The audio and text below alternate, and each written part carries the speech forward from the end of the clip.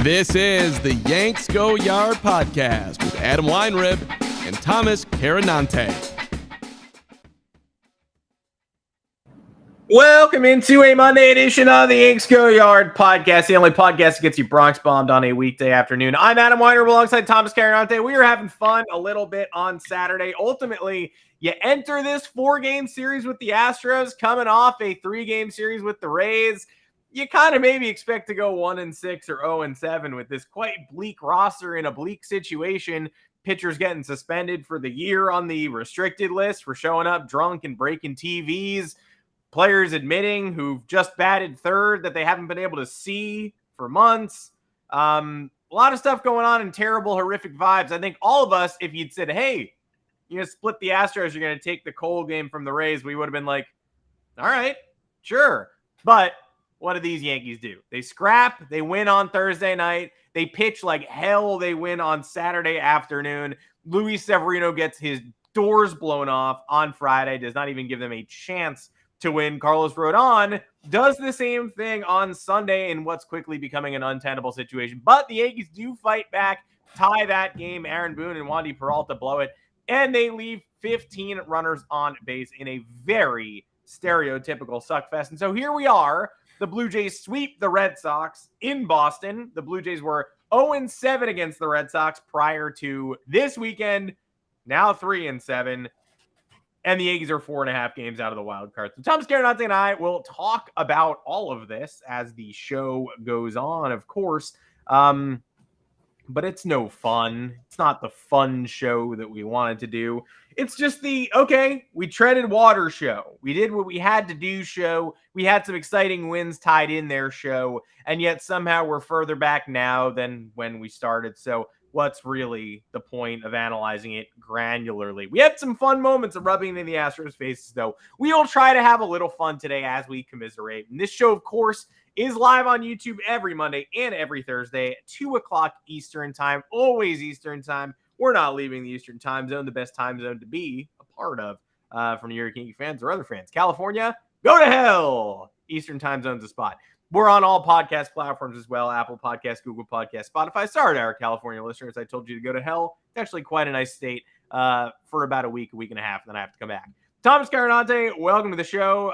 We're rocking the Bruce Arians hat today. If you're not on the live stream, then you don't know. I'd recommend getting on the live stream because, again, Thomas Carinante is rocking that Bruce Arians fit after Rondé Barber went into the Pro Football Hall of Fame over the weekend. Did you bother watching that, by the way? I know you have a special offer for the people, but that was 3.5 hours. That was way too long. Everything is always too long. If it's not 90 minutes, it's too long. That's my rule. If it's not 90 minutes, I send it back. Do you have a special offer? I know that you do, so that's kind of a rhetorical question. Do I? I always do. Everybody here, Yankees fans, haters, I know it's probably a nice little healthy mix today, possibly, but if I don't know. We did okay. Like, if you're a hater, the Yankees have certainly been worse, but we're just falling down that standings ladder. Well, it's the podcast timing. They lost before the podcast. We can't get one where it's 2021 all over again, where we can't get the result we need to as we're talking to everybody. So it gives everybody an easier avenue to come in here and laugh. But whoever's here today, welcome. We're happy to have you. Have you signed up for DraftKings yet? It's my question for you. Because if you're a new user, you can receive $150 in bonus bets instantly after following just 3 easy steps.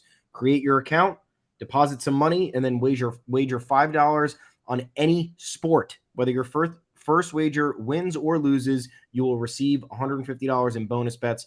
All you have to do is use the code yanksgoyard when you sign up. yanksgoyard, name of the website. Pretty easy. First-time DraftKings user. Put that money in. Make sure you place that first bet, and then boom, it's all right in your account. This offer is available for new customers only who are 21 and older and physically present in legal gambling states.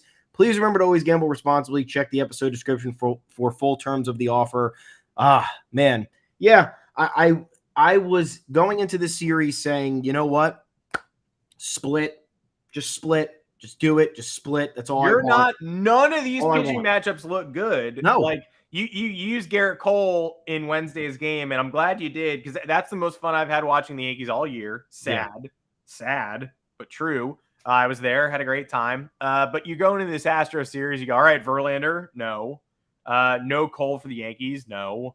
We're not going to hit Hunter Brown. We're not going to hit Verlander. We're not going to hit, the guy who rocks us to sleep typically in the opener of the series, Christian Javier, who allowed one hit at Yankee Stadium in his career. I think the stat was before Thursday's game, because obviously he he did no hit us as part of a combined effort last summer, and then in the ALCS last year, put us to bed pretty early.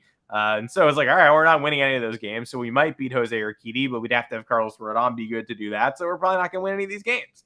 And yeah, you take two. However, underwhelming. Once again, the opportunity is there to take advantage. You are watching the Blue Jays beat the ever-loving shit out of the Red Sox all weekend, and you're losing ground. So finale comes. You got Carlos Rodon. You got Urquidy on the mound, who I think was just returning from the 60-day IL. He'd been out for over 2 months. And he looked like it. Yeah. Teed up opportunity. Rodon, something's wrong with him, I guess. I don't know. It's sad. People are getting on his case. I don't think that's worth it. I don't think that's worth anybody's time. I'm not going to accept any of the Monday morning quarterback on this too. We all wanted to sign Carlos Rodon.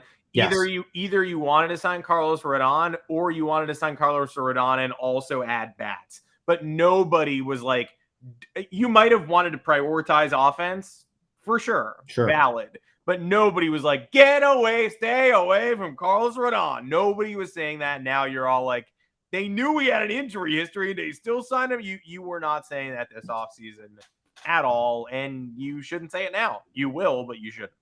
Yeah. It was, you want to talk about, because there's endless criticism about the Yankees not making that over-the-top move, not being aggressive. Finally, they were aggressive. Was it the right decision? I don't know. I supported it. There's certainly arguments to be had that it was the wrong decision if you're going to, pull out the receipts on the injury history and whatnot. But, yep, something's wrong with him. Hamstring issue now. I think he's going for an MRI, but it's precautionary. I still support it, but it's not going to work this year. It's definitely not working this year. Yeah, no, it's over. No. Yeah, if this was, you knew it was over once he didn't get his full slate in spring training, and then his season was delayed 2.5 months. Well, then the thing we were hearing is that during the bullpen sessions, he was struggling with command, not stuff, because he's struggling to work through the back injury.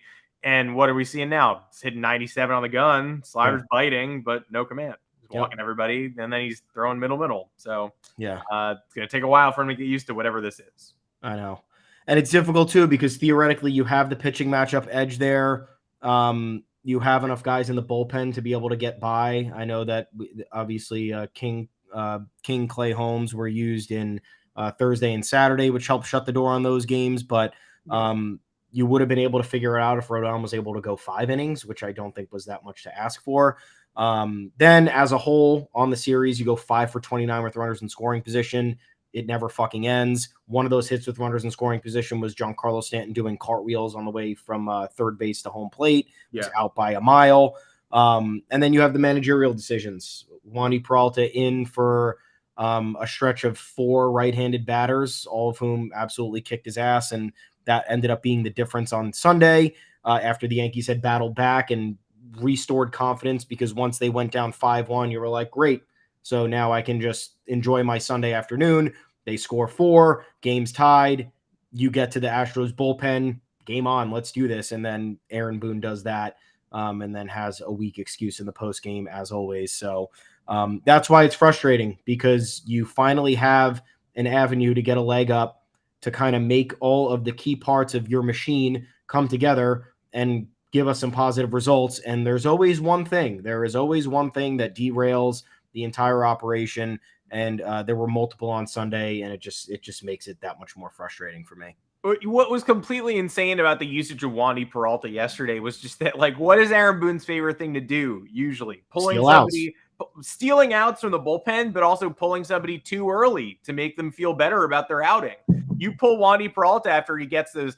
Yordan Alvarez and Kyle Tucker both kill lefties. They have reverse splits, and Kyle Tucker hits 340 against left-handed pitching. Wandy Peralta also kills lefties. He gets Alvarez swinging at a beautiful slider just off the plate on the outside corner after setting him up perfectly with some change and fastballs inside. Then he gets Tucker to pop out.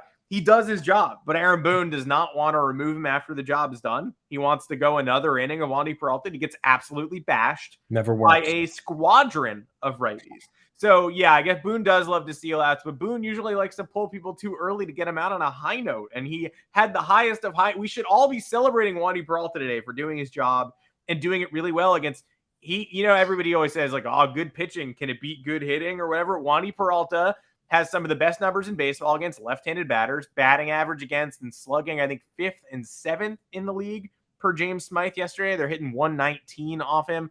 And so we should be saying, oh my God, good pitching beat good hitting. Tucker and Alvarez kill lefties and Peralta kills lefties, and he won the battle. And then Aaron Boone was like, he said he had no Holmes, no King. I get no King, no Holmes. You should be able to use Holmes 3 out of 4 here, especially with Garrett Cole tomorrow. Yes. And he had Canley for extras. Like, all right, well, we didn't get there. So yeah, why are we managing for extras? We had Keenan Middleton for 2 innings. The 6th inning. Good. Keenan Middleton looks awesome, by the way. Enjoying my time with him tremendously. If he pitches the 6th inning and the 7th inning, and then Canley and Albert Abreu get the 8th and 9th, they could win this game 7-5. They could win this game 8-6. I mean, there were myriad opportunities for the Yankees to tack on too, and they didn't. But they could have easily stolen a victory here if they'd gotten a competent inning of relief in the 6th, and they got the worst inning possible from Wandy Peralta, all because Aaron Boone was like, you know how I always pull people a batter or two too early? I'm going to pull you way too late once the game's already out of hand. And Martin Maldonado and Jake Myers, by the fucking way. 900 hitting this weekend from the 2 worst players on the Astros. It's just great. You want to talk about never ends. The number of things we can apply that to from this weekend. Free agent signees joining the Yankees and immediately discovering degenerative back conditions or whatever they find. Carlos Rodon, like a week later, was like, by the way, I have lupus. Like, oh, fantastic.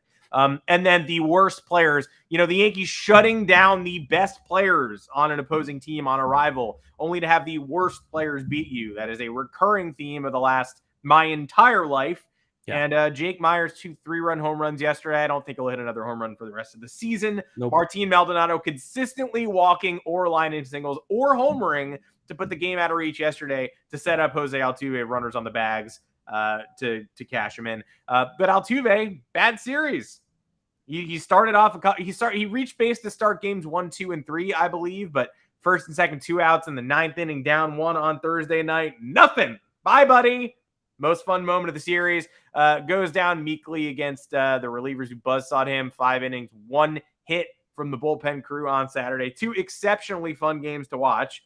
And then 2 horrible ones. One that was lost because of poor managerial maneuvers and poor performance with men on base. And one that was lost because a guy who shouldn't be in Major League Baseball right now starting games, let alone in a pennant race, got to start another game. And now that Carlos Rodon has a precautionary injury, he might start another game this week. You're not actually playing for the postseason if Luis Severino's getting starts right now. Yeah, I don't know. Yeah, 9 runners left on base after the 5th inning for the Yankees. They scored what? They scored 2 more runs since then, or 1 more run since then. Second and third, 1 out in after Torres' double to make it 9-6. Stanton with just a little pop out to right field. Aaron Judge, don't want to get on him too hard, but 0 for the series. 0 for the series.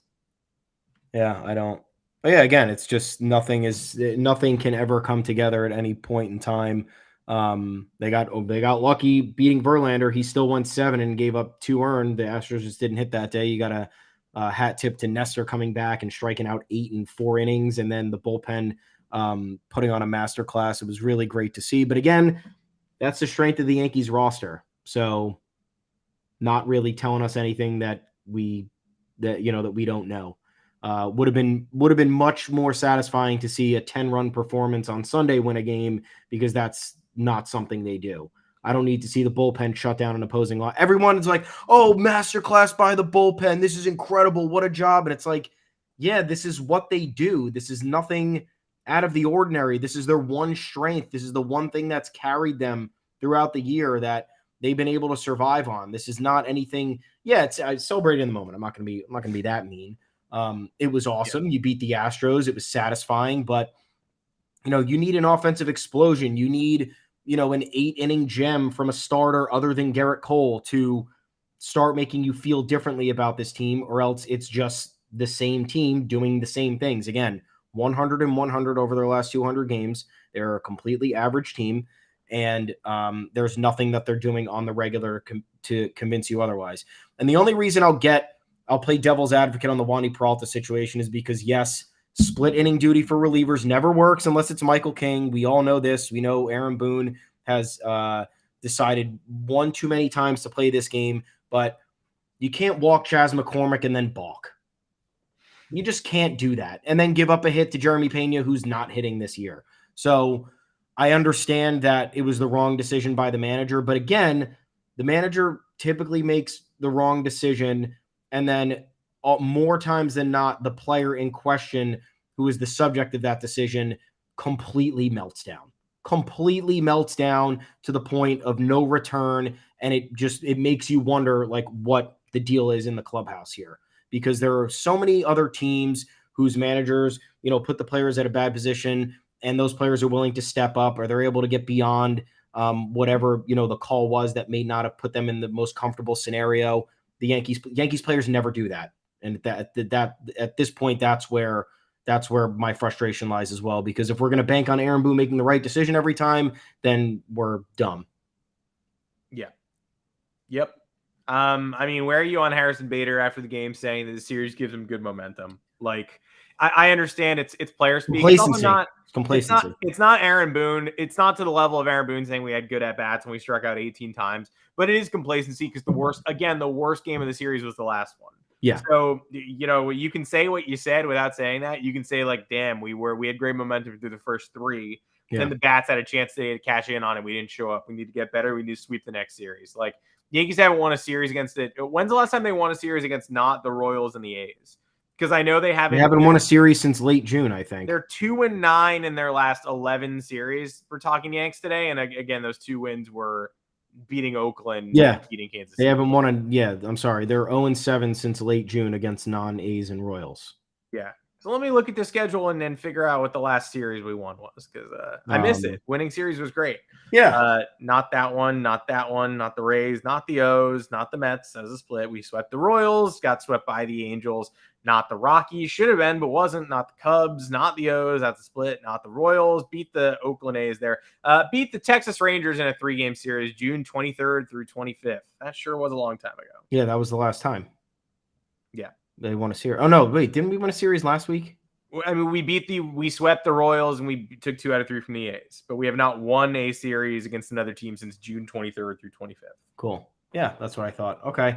As for Bader's comments, like with so many other Yankees players or people surrounding the team, I know what he was trying to say, but again, it was said in the wrong way. I don't know what these guys is the same person who showed them Red Sox highlights last year showing them any of their post-game stuff and the response from fans, any of their, body language on the field and showing the fan response from that. Like maybe the person involved with the PR and the preparing the players to speak to the media should have a more active role in understanding how they should be talking to kind of dispel the notion that they are complacent and boring and not really motivated, because I do understand what Bader is saying. To me, up until they decided to blow it in the 6th inning yesterday, that was a good series, in my opinion. They fought, the pitching battled their asses off to hold the Astros to as few runs and to as little damage as possible. And in spite of the team's dumb decision to start Luis Severino on Friday, they still won 2 out of 3. So to me, I was a little bit optimistic. I was like, cool. We have a favorable pitching matchup on Sunday. If we can just not do anything stupid, we could take 3 out of 4 here, and that would be really encouraging. But of course, something goes wrong. Multiple poor decisions are made. One bad, poor performance puts the Yankees in a hole yet again. And you come in here expecting a split. They split, and they somehow leave so much more to be desired, which then makes the split no longer appeasing. Now I'm upset it wasn't 3 out of 4. And in reality, I shouldn't even be dreaming of that, because I know it's not possible. And we know that this team is not really capable of it. But they showed this weekend that they were, for a short window of time, very much capable of it. And they decided to let a multitude of other factors get in their way. So I know what Bader is saying. Like, yes, kind of encouraging. Yes, if they play largely this brand of baseball moving forward, where they don't fuck up spectacularly, they could be in a really good spot. But that's not what people need to hear right now. You're thinking that in your head as the fan. You don't need to say it out loud and have that be the resounding message that's being sent. The resounding message that's being sent is, we didn't perform good enough this series. We had an opportunity right in front of us. Now we have to capitalize this week, and nobody's saying that. Yeah, I mean, they're probably gonna win 2 nice ones in Chicago, but the one they lose is gonna crush you from inside. So that'll be very fun. The comments, honestly, I'm gonna have to disagree with the notion, that Aaron Judge, it's not a good idea to have him out there. He had a tough series against the Astros. He gets 1-8 against the Astros career. That's kind of how he struggles against the Astros. He needs to get his timing back, but I was at the Rays game to end that Rays series. He hit rockets right at people. There was nothing wrong with him that day. He was lining balls, flick of the wrist, direct to deep right field, getting tracked down. Got one track down in center field. Looked as good as I've ever seen him in his prime. Just happened to get, lining the ball right at people 3 consecutive times. Got a hit for his troubles eventually, but everybody has a bad series against the Houston Astros. That said, I don't think Aaron Judge should be in right field at all. Correct. Which is a problem because Giancarlo Stanton needs to be playing these games. And if he's going to give the same effort he's giving in right field, on the base paths in right field, then that's unplayable. And are we allowed to just say this? The elephant in the room, Giancarlo Stanton running the bases. I know that I'd like to talk about it. I know he's trying to be careful, and I understand that. And I don't think he should do anything to risk his health, of course, because he's actually hitting. So is DJ LeMahieu, by the way, hitting .319 since the break. Yeah, very nice. 2 guys finally coming around to the back of their baseball cards. I'm glad for Stanton's offensive contributions, and I know that he's trying to keep himself healthy. He's a 33-year-old man. He can run faster than that. He is a gear or 2 faster than that. So it was like the overused. I don't know who does the overused Twitter joke of the day. I think it's a Ringer pod, but the overused Twitter sentiment of the day was, well, obviously he's keeping himself healthy. What do you want him to run harder and hurt himself? No, I obviously don't want that, but he's a professional athlete. Why are we not running 2 more gears? Yeah, why do we have to run slower to preserve our health? Is there something else wrong that we don't know? Because remember, Stanton's initial injury that kept him out for most of this year was the fact that he stopped short after running into second base. And then what did he do yesterday? Yeah. Stopped short right in front of home plate. So which problem is it? Because we don't know. The story's different every time. Aaron Boone said after the game he didn't see necessarily anything unusual. He said Stanton can usually run faster if he takes a good route at third base, which he didn't at that point. But, okay, why? Why was there not a good route taken at third base when he was rounding the bag to go home? We don't have to be sending him there from second to third base. You saw it happening. Yeah, we don't have to be sending him there. Like, I mostly blame Luis Rojas, but I'm gonna not say no blame to Stanton, 100% blame to the base coach. Like Red Sox fans were doing, where they were like, Reese McGuire leapt in the air and celebrated and didn't turn around, check the ball, got caught, got doubled off second base to end one of their losses over the weekend. And Red Sox fans were like, blame Carlos Feblis. It's crazy. He's telling him to go. It's like, first of all, you don't know what he's telling him. This is a blurry screenshot. Second, you can blame the guy who danced and celebrated and pranced around third on a game-ending flyout a little bit. You can blame him a little bit. So I do blame Luis Rojas for sending Giancarlo Stanton, who's got to know better. But ball in the right center gap, single, cut off by Dubon, bad throw to the plate. Runner's got to score there. Well, it was a looping ball, and there were 2 athlete outs. Has to score there. Yeah, it's a looping ball, and it was 2 outs. You should have been running at the crack of the bat regardless. So, I agree.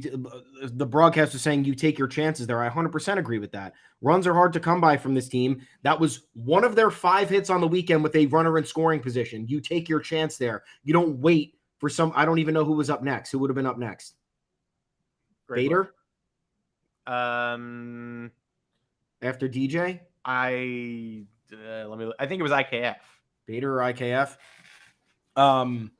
Either way, you take your chances there. You're not expecting one of your starting players to be walking on the base paths. And if he is, and there is no injury concern, then that is a different conversation. If Giancarlo Stanton is worrying, if the Yankees and Giancarlo Stanton are worrying about his long-term health because of his capability to run, then we've reached peak craziness with him being on this team, because I understand that there are precautionary measures to take if maybe someone's right off the IL, or if they had gotten dinged up a couple days prior, and you don't want to force anything or risk further injury. But Giancarlo Stanton's been healthy for a while now. There has been no issue.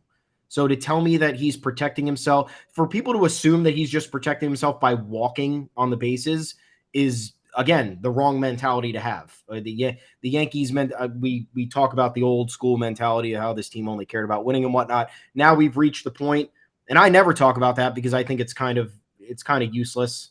You'd like to obviously have a better attitude, but not every attitude is going to be 90s dynasty Yankees attitude. But now to have an attitude where it's like, we have to protect Giancarlo Stanton and he can't round third, is, well, we've flown to the other side of the pendulum way too quickly, and it's embarrassing. It's quite embarrassing. And I'm glad that the Yankees bullpen held it together. I'm glad Jake Bauers homered. We could put that all behind us. They won that game, but it's not like we're not going to talk about it. Stanton probably going to be Yankee for quite a while. Although the first panic button this offseason is probably trading him. I think he's more likely to go than DJ LeMahieu. Who is taking him? I mean, again, it's the Angels or nobody, right? It's the Angels if they've already failed spectacularly this summer, right? They add a million pieces and they get worse. So is Artie Moreno still the owner of the Angels? So far, he is. He's going to demand they make big moves this offseason without Ohtani in the lineup, who's leaving. So what's a bigger move than Giancarlo Stanton plus two of the Yankees' top prospects? It's going to take that, though, because back in the day, the 2012 Dodgers just said, "Oh, the Red Sox have a lot of problematic contracts. Let's just take them. We'll take them for nothing. We'll take them and we'll pay for them, and that's what we'll do." They gave the Red Sox gave them no prospects. They gave away prospects for Adrian Gonzalez, Carl Crawford, Josh Beckett, like dopey saps. And there's no team like that in the world anymore. But at least the Angels and Artie Moreno, bereft of stars if Ohtani leaves, are going to kind of be in that ballpark. Stanton, a California native. But there's no way where they're just like, we'll take Stanton and we'll pay for him, and you can give us nothing. They're going to ask for Peraza and a pitching prospect. The Yankees will have to go do it. Okay. And that's the only way they'll get it done. Nobody else wants them. Yeah. It makes for a problematic offseason, which we'll have 55 episodes about that soon enough, guys. Don't worry about it. Yeah. So that will, again, that running play with him, Yankees went 1 for 7 with scoring position that day. Stanton did not score, so I will calculate that as 0 for 7 with runners in scoring position, because that hit ended the inning and we didn't score a run. So the one time they put the ball in play on the grass with a runner in scoring position, it didn't work out for them. So that's how futile this entire thing has been, and this is why confidence levels cannot increase unless there is a change in the replay's on my screen right now. It is fucking crazy. He's looking to the outfield. He's seeing the ball come in and he slows down. I've never seen anything like this. Went slower. I just don't understand it. And it's crazy because he is one of the guys that I like listening to in the postgame, because he's usually accountable. He doesn't really mince words. He doesn't give the bullshit platitudes that so many other players and coaches and personnel in the organization do. And then you see that and it's like, what? What is going on? Yeah. If Judge gets one hit this series, it's a completely different series too. Like, he could, if he puts one in the seats during Luis Severino's shitty start, like, that changes the complexion of that game. Instead, it was just start to finish, just white flagging it. White flag. Not they even scored a couple in that game, right? IKF goes deep. They scored 3, yeah. You got 2 runs in the middle of that game. You wouldn't feel awful about yourself if you had some semblance of starting pitching, but you didn't, so you do. Yeah, but Severino's got to be. Boone keeps saying everything is on the table, yet they're not considering any other option. Nothing is on the table. So what is nothing so far is on the table? Yeah, nothing has ever been on the table. It's a completely undressed table. What are one guy sitting on it? What are we doing with him? I mean, the bullpen thing. People talk about Severino. Severino, the bullpen is the only other option, because you're not going to DFA him at this point. Probably it's August 7th. Why not? his worst inning of every game is the first inning he pitches. So why would he be any more effective out of the bullpen? Yeah. His mechanics are completely out of whack. Something mentally is wrong with him every time he comes in. If he gets, again, I'm in this boat. If he gets fixed, great. I'm glad somebody's able to fix Luis Severino. I had no problem with Luis Severino, the man. Can't be pitching for the New York Yankees anymore. Can't be starting games. He's got to be either the last guy in the bullpen or off the roster. Yeah. Heartbreaking interview after that game. It's sad. It's really sad, but he's broken. The stuff isn't there. Yeah. The stuff isn't there. He's obviously, look, if you have these two post games, and I appreciate the candor, I really do, but if you're willing to go up there and say that I feel like I'm the worst pitcher in the game and quote, Jesus Christ, what am I doing?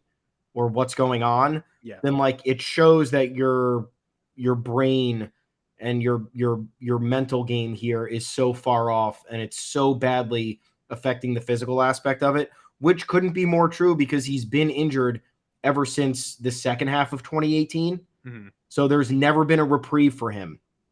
And if you've ever been injured before in your life, you know the toll that takes on you when you're sedentary, when you're working through rehab workouts, or like, what is this? I feel like I'm a 5-year-old doing these stupid exercises that don't even matter or do anything for me. It's like, it feels like a complete waste of time. He's been in this bad mental space for a long time now, and he's clearly not out of it. Thought he tore his groin. It looked like he tore his groin off the bone that 2 years ago when he got injured at that rehab stint. It ended up being just a regular strain, and he missed like a week. So it's like it seems like he doesn't even know like the severity of his injuries or like how his body is responding to pain. But yeah, again, we're going to sit here. We're going to hope that he gets better for himself, but no longer tenable to keep trotting him out there once every 5 days. If the Yankees were smart, they would have started Randy Vasquez on Friday. I'll still stand by this. Randy Vasquez on Friday, and then start Nestor on Saturday under the assumption you're losing to Justin Verlander, and then use Severino out of the pen to get work for him. And then you could have theoretically preserved the bullpen for Sunday and Monday. But yeah, trotting Severino out there against a playoff contender, I get it if it was a series against someone bad, but this is an Astros series, a very important series for wild card implications. Remember, they're the second team in the wild card. They're only a game up on Toronto, which means we're 4 out, so they're 5 up on us. Every game in this series mattered, and the Yankees didn't treat it that way, and that's, again, what makes this all the more frustrating. Yeah, I mean, they literally are chasing the Astros this year. They never are chasing the Astros. Never. The Astros are in the AL West, but this year they're in the wild card, and we actually need to take games off them. Well, if you want to play some games, learn a little bit, games a chance. If you signed up for DraftKings yet, if you are a new user, you can receive $150 in bonus bets instantly after following just 3 steps. 1, create an account, so easy. 2, deposit, then wager $5 or more on any sport. Whether your first wager wins or loses, you will still receive the $150 in bonus bets. All you have to do is use the code yanksgoyard when you sign up, the name of the podcast. You help us when you do that. You help yourself, give yourself a little bit of insurance on that first bet. This offer is available for new customers who are 21 plus, physically present, legal gambling states. Please remember to always gamble responsibly. Check the episode description for the full terms of the offer. Hey, how much better would the New York Yankees be this season if, when their regular star captain, co-captain, first baseman decided, I'm a step late on every pitch. I'm struggling to recognize pitches. I wake up hungover. I feel fogginess. I forget how many outs there are in the field. How many games better would the Yankees have been if they had heard this story, reacted to it by placing that person on the injured list in June? It's now August. They wouldn't have played this person for 2 full months. I think they would be 6 games better in the standings right now if they had removed Anthony Rizzo, the worst position player in baseball. Yes. And we now know why, in early June. Maybe give him a couple of days, maybe stop flying him across the country, which is bad. Somebody's going to get sued here. Anthony Rizzo sounds like he's in a good headspace. No pun intended. But he doesn't seem angry. He thinks the Yankees treated him right. He thinks they handled this properly. I don't think they did, and I applaud him for thinking that, but maybe it falls on him for not reporting his symptoms and for accepting them and for not asking for help and for thinking that he was just hungover during a long season, or maybe it falls on the Yankees for not picking up the most obvious concussion that any of us have ever seen. But bottom line, Anthony Rizzo is in a dangerous place. Yeah. And I don't know if he's coming back next year either now.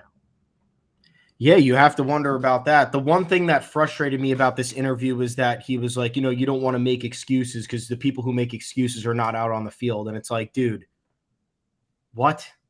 Like, we have a team full of people that makes excuses, and you're going to draw the line with that. You're going to draw the line with a head injury. This is where I'm not going to make excuses. I can't see straight. He was diagnosed with cognitive impairment. Mm-hmm. That is a serious medical issue. Again, it was obvious to everybody else watching. He was off on pitches right over the middle. His timing was terrible. Some of his plays at first base raised eyebrows. A lot of things were off. And I understand that if he's not communicating those issues, then I don't know what else the recourse is for the medical staff at that point. I really don't know. But at the same time, like, if the Yankees are watching him again endure a career worst stretch by a mile, again, there was no worse stretch of Anthony Rizzo's career, not even close to it, than what we just watched for 2 straight months, directly following an incident where he literally almost got knocked out on the field because he couldn't stand up after Fernando Tatis hit him in the head neck area. Don't watch the video ever again. Yeah. Don't watch it. I don't understand how they didn't, sit down and be like, look, we've noticed a lot of things you're off with your game. We might have to run you through some tests. It would probably make sense to do this, but I don't know. I mean, it's funny enough because that came on the heels of the report about Domingo Germán telling us that the Yankees threw him in a sauna to have him sweat out the alcohol, which is notoriously dangerous. Yeah. And also he's throwing TVs around. He's throwing couches. He's threatening to fight Aaron Boone. And instead of being like, get out of here, they're like, go sit in the hot room for a little while. Think about what you've done. Like, come on, guys, get the cops. Like, yeah. Here's a relaxing afternoon in the sauna, Domingo. If somebody came to my place of business and was like, I'm going to beat you up and I'm going to throw your television, I wouldn't be like, whoa. Go to the nap room for a little bit. Give me a break. But notoriously, a sauna will further dehydrate you, and with alcohol in your system will probably accelerate that times 5. So It's clear the Yankees medical staff probably doesn't know what it's doing. But then at the same time, we have in the past had a lot of issues with communicating injuries. You go as far back as everything that Severino has dealt with. There was a lot of injury miscommunication there. I think we could have even, not throw Aaron Judge under the bus, but the whole punctured lung, rib broken thing, seemed like there needed to be more communication there to determine what was wrong. You have the Frankie Montas at the deadline, claimed he was healthy, very much wasn't. More lies. I don't know what it is. I don't know who is to blame, but it's in line with the consistent bad stuff that's been happening. And what does this do for me? This just makes me even more incensed that Freddie Freeman was not signed when the Yankees had the opportunity to sign him, or Matt Olson wasn't traded for when the Yankees had the opportunity to do that. Well, that's still on the 1 yard line, though. Don't get mad. That's gonna happen. Where's that guy?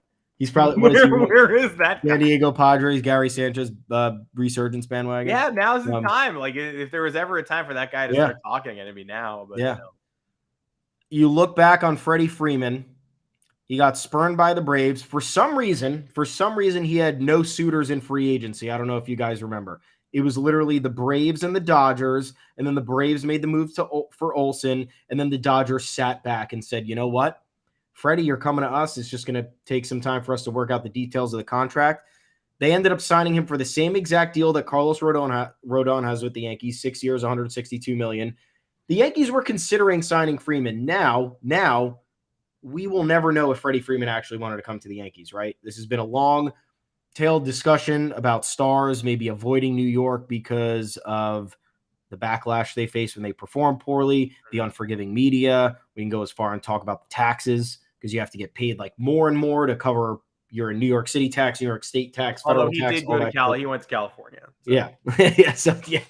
I ended up not, but he's from California, so that's probably the only time where you would make the exception. But if you want to rewind, it's from March 19th of 2022 from Brendan Cuddy when he was at NJ.com.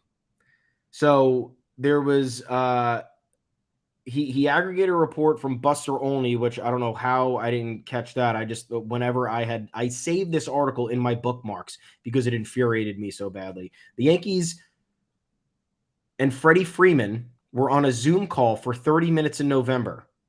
The report said that the call went well and the Yankees loved the idea of putting the lefty swinging Freeman between righty mashers Aaron Judge and Giancarlo Stanton, which they needed to do because they didn't have any lefties in the lineup. The imbalance was terrible, and they needed an actual all-around hitting lefty in order for this to work. Not some patchwork stuff, not another redundant Joey Gallo who's going to hit home runs or strike out or just only strike out. They needed a surefire, consistent player.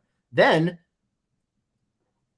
Brian Cashman told Casey Close, apparently from this report, who is Freddie Freeman's agent, that he just didn't see the budgetary space developing for the Yankees. With big money already committed to Garrett Cole and Giancarlo Stanton, and with Aaron Judge's free agency looming, the Yankees were not comfortable committing to another nine-figure contract. Yet they signed Aaron Judge for $360 million, and then they followed that up with Carlos Rodon. So you're telling me that they didn't have room for Freddie Freeman, and they ended up already at this point investing over $60 million in Anthony Rizzo for a not good half of 2021, a good 2022, but that was derailed at certain points because of his back injury. He ended up missing 32 games. And now this year where you got 2 good months out of Anthony Rizzo, and now he's been used. And I understand the injury is not relative to that, but because anybody can get injured. But you look at Freddie Freeman's body of work, and he's never injured.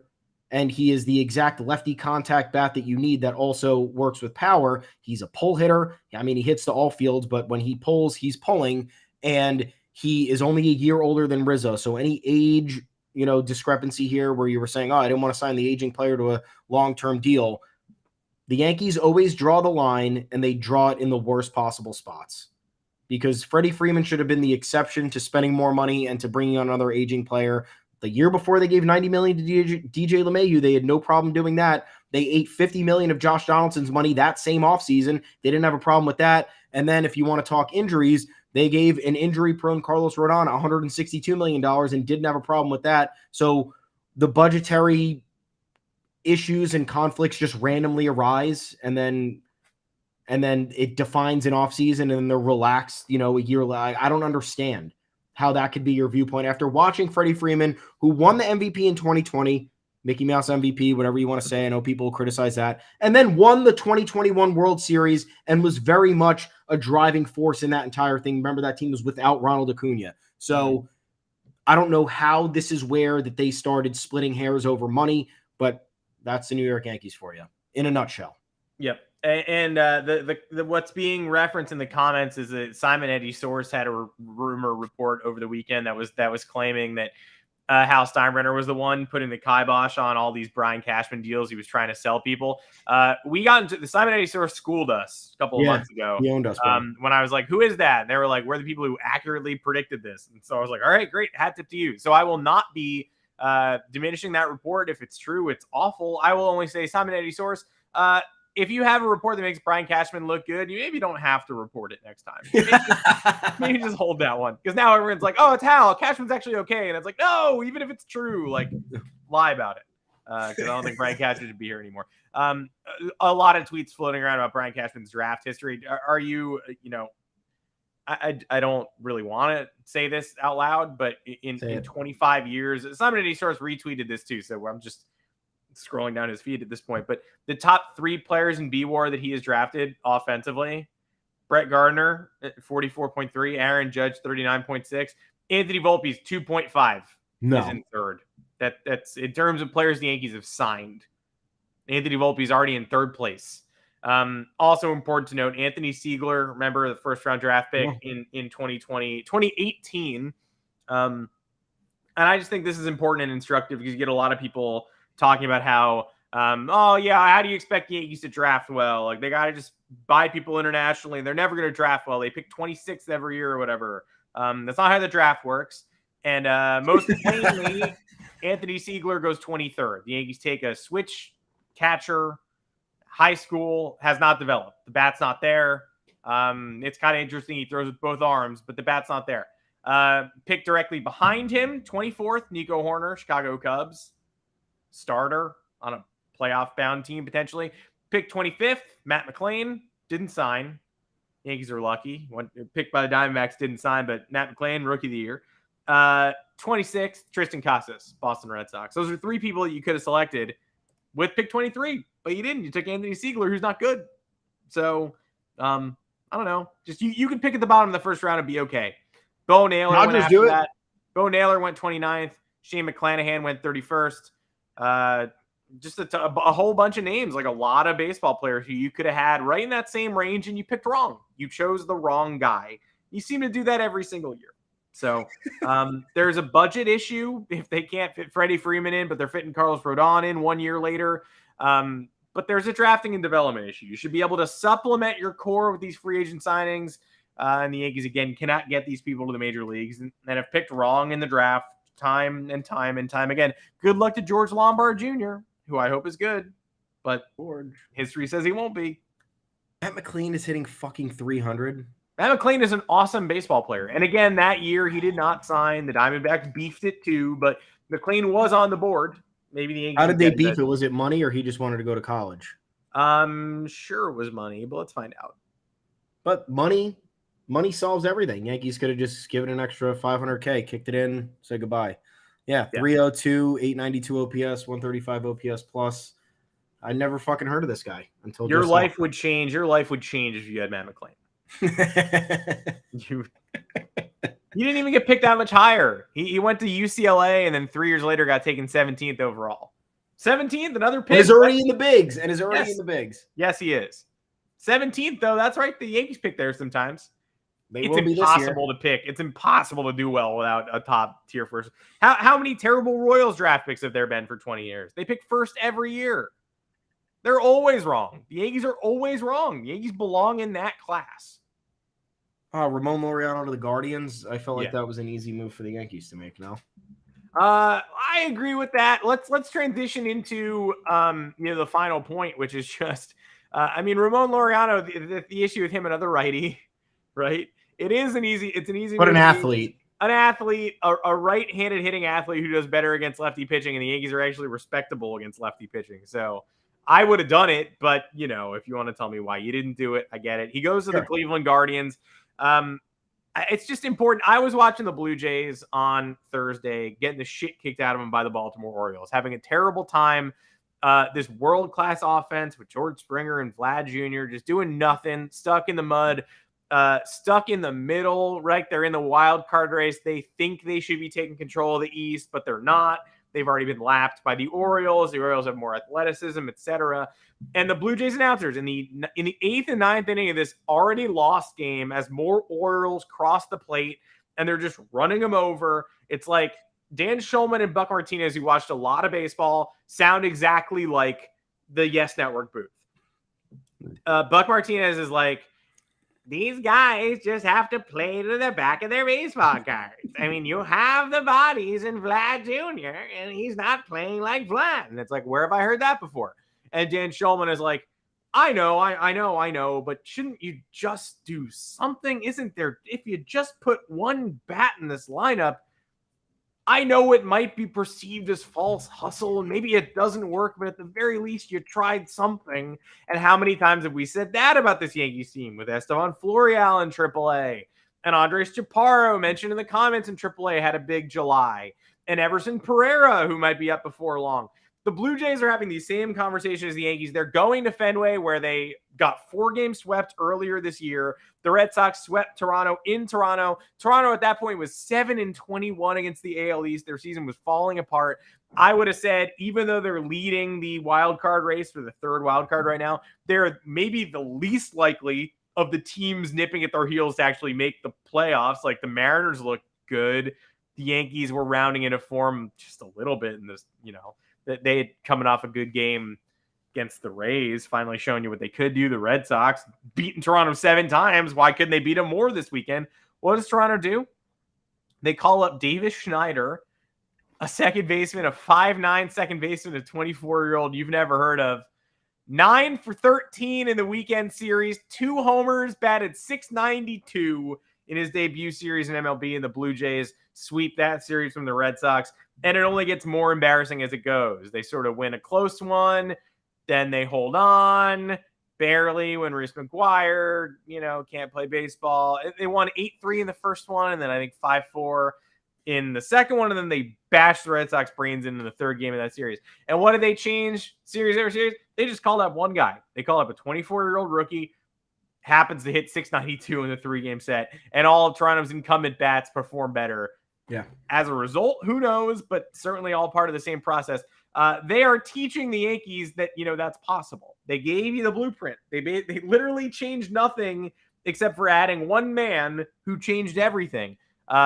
Yankees just don't feel like it. I still think they're going to call up Everson Pereira before too long. I think they're going to get pressure to do it, but you don't make any moves at the deadline, and you do believe in this team as Brian Cashman does. He was almost kind of sort of vindicated by their performance against the Rays and Astros. Not quite, but you need one more guy. At the very least, if you're going to buy nothing, you need one more guy. Call up somebody from AAA, and it's Everson Pereira. So sorry, the Blue Jays just did it. Yeah, I don't know what the weight is here. He was tearing it up when he first got there.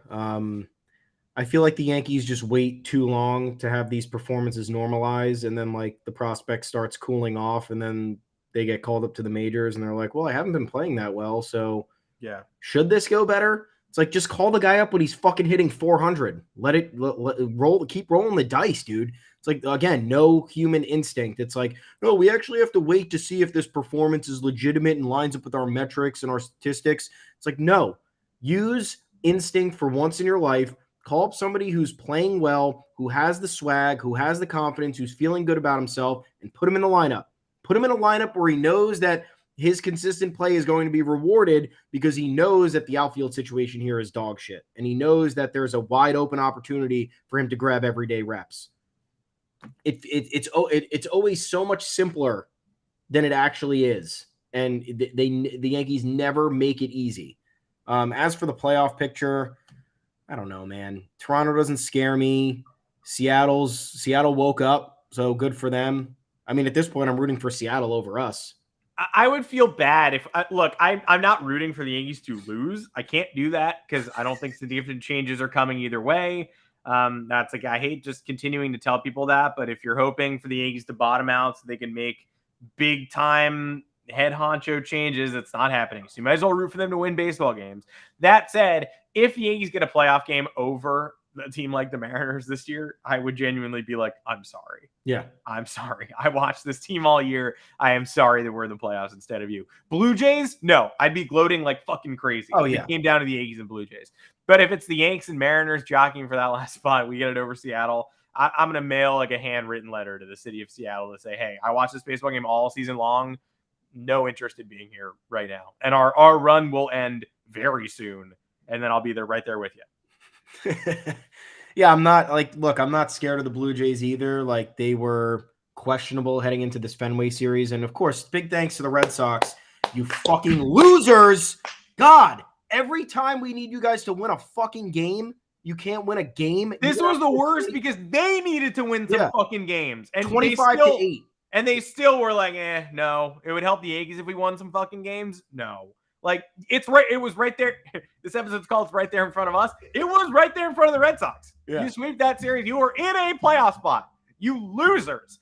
And now you're going to go. You've got everybody going to be declaring their season over today, of course. Well, they've got the Royals for 4, the Tigers for 3, and then they go to Washington for 3. So 9-1 incoming. They'll be right back in there. But again, when they could have helped us against Toronto, they didn't, of course, naturally. Yeah, outscored 25-8. Had that embarrassing walk-off situation with Reese McGuire. Very funny. Yeah, hilarious. I mean, at least we got that out of it. At least it was, and yesterday losing 13-1. That's always funny. Also funny. Well, yeah. This is what it would have helped us if the Red Sox won, but I literally can't say that out loud. Game. Yeah, I literally can't say that out loud. I was talking to my wife, and I was like, I can't root for the Red Sox to win, but if they did, cool. Wouldn't say no. And then, of course, they, gag and Reese McGuire happens and they get crushed. And it's like, I think at the end of the year, I'll be thankful they got crushed because I think they'll be close enough to a playoff spot that I'll be like, imagine if they didn't get cranked by the Blue Jays. But yeah, could have definitely helped us out in the short term, and did not do that.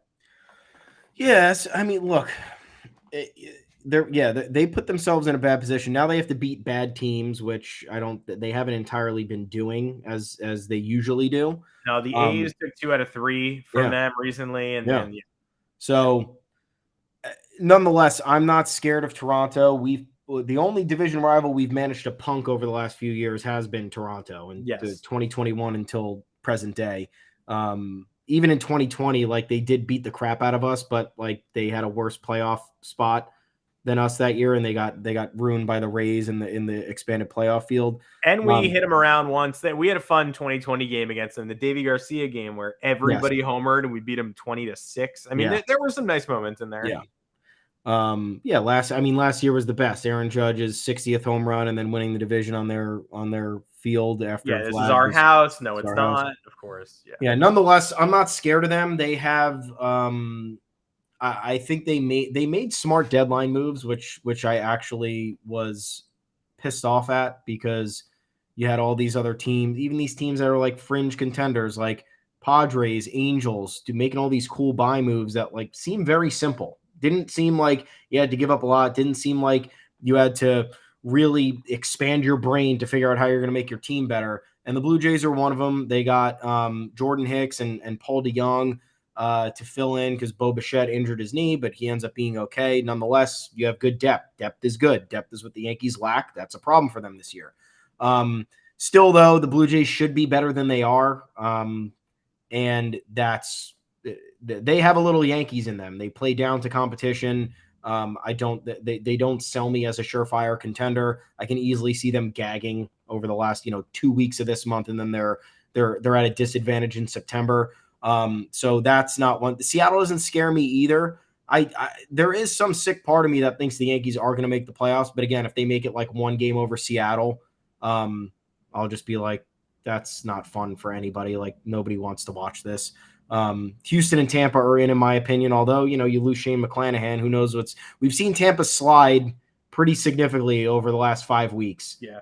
Injuries took a hit, regressions to the mean ended up occurring, as we were telling you back in May, when everybody on that roster was OPSing 900 or above. And people saying they couldn't be caught. Yeah. And then they got super caught and passed. And then those same people are like, no, I was saying that the Yankees couldn't catch them. Yeah. That's not what you were saying.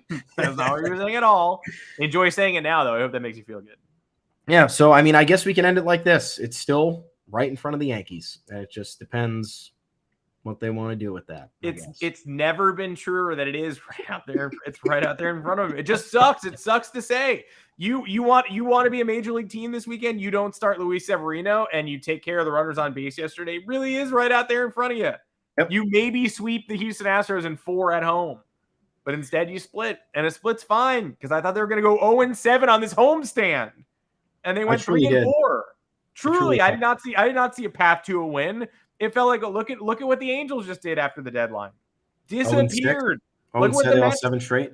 Look at what the Mets just did. 0-6 after the deadline, just punched into the turf by the Royals, who are actually rounding into form before they go to this week. But again, it's still a 36-win team. Still, Jordan Lyles is pitching one of those games. So don't fool yourself. The Red Sox will be okay this week.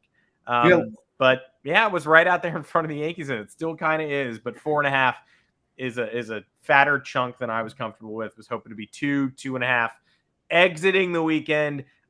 Or you get pummeled by the Astros, and then you're way at the back of the race. Somehow they managed to do okay. They still slide back in that wild card ladder. So having very little fun. Glad Anthony Rizzo's getting the help he needs, and we will be right back here on Thursday, wrapping up a 3-game set against the Chicago White Sox in Chicago. Again, my expectations are 2 wins, but the worst loss possible, and probably occurring on Wednesday. So we have to talk about it. We'll be right back, 2:00 Eastern, every Monday, every Thursday. Thanks for joining us in the comment section again today. Jimbo, I recommend you go back to the front of the episode to listen to us talk about Giancarlo Stanton running, because it was a disaster, but great comment section, lively group. As always, we appreciate you joining us. If you haven't joined us on podcast platforms yet, that's where you do it. Come on. Leave us a 5-star review there. It would really help us.